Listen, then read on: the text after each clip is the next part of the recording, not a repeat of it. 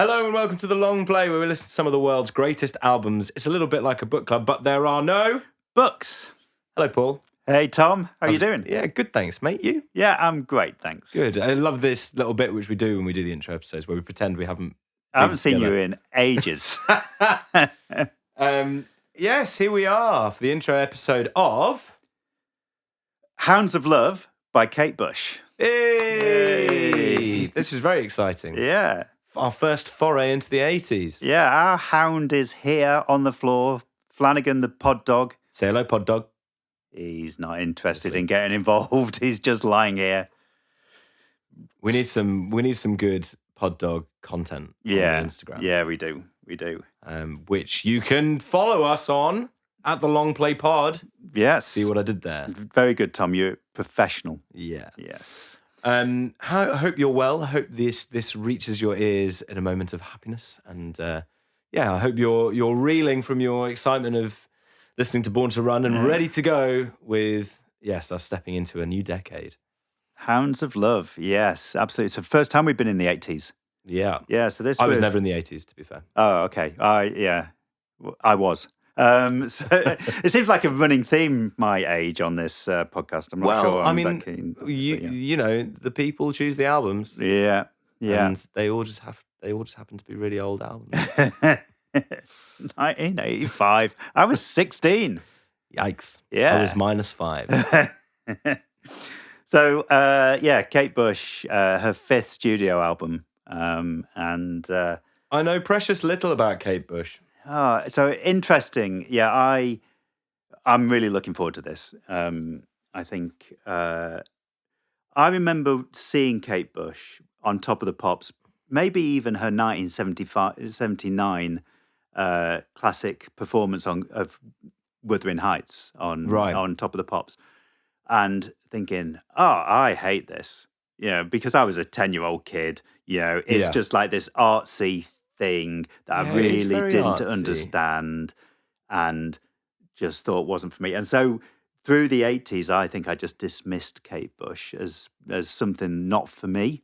I think I heard Wuthering Heights probably about the same age. And I think I also went, yikes. Yeah. This is and just so wild. Like, the vocal's so crazy. And it's so, arty is a perfect way to describe it. Yeah. It's very art house. It's very, it's, as a sort of a listener coming in, completely sort of without any context. A young listener as well. Just kind of, but actually what she was doing, it's as brave as punk in those days. It really was, so, and obviously this album has had a recent boost because it's the album that has Running Up That Hill.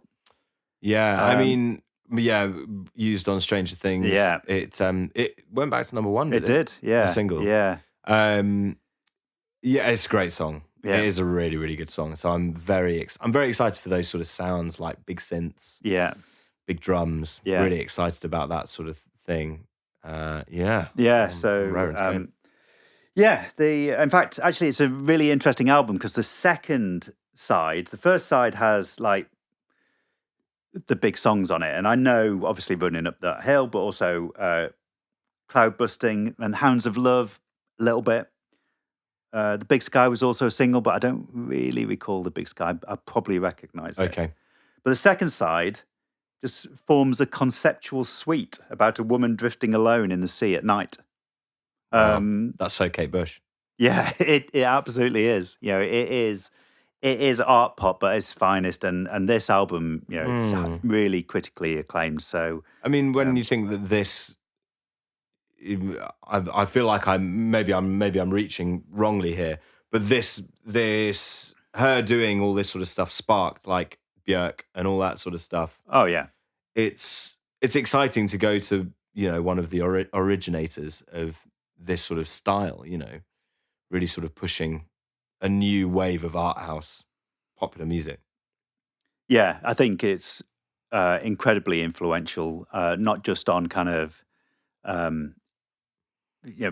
introducing that art concept into pop at a time when nobody else was really doing that with pop, but also just female artists generally. It's got a bit of a feel about Bob Dylan for it for me, in the sense that I feel like Kate Bush has been on my radar for a long time, and is one of those classics where you go, oh, I'd really would like to spend some time listening to some Kate Bush, and now we get the chance to do it. Yeah, we absolutely do.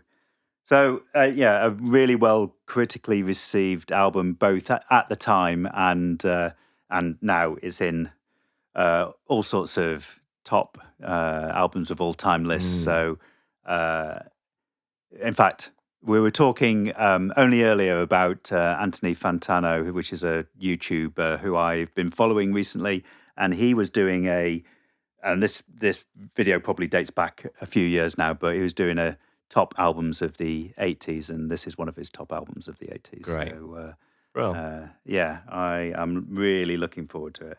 And I'm going to go out, get it on vinyl, flip it over and listen to this conceptual suite. Did you get Born to Run on vinyl? I did, yeah.